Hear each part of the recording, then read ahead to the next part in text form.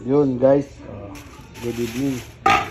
Nakakita tayo doon kila sir ng ng okra. Bagong pitas yan sa farm nila.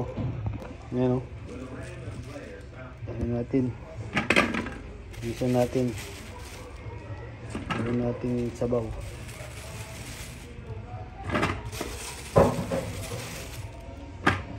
Galing to ay kay Major Cardinosa sa farm nila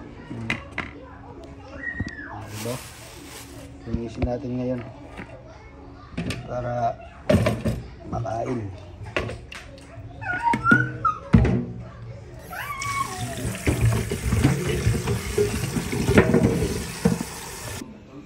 Yun guys, naluto na yung okra na galing kay Major Cardinosa sa farm niya.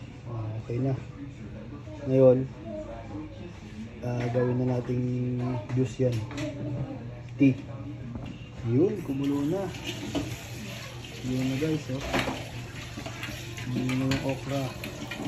Yun na ang ating pagkain, okra.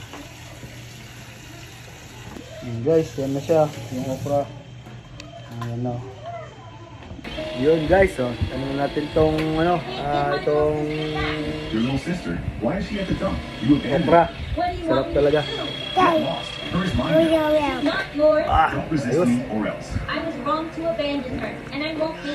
Lalo yung lasa. Dati siya merong konting asin.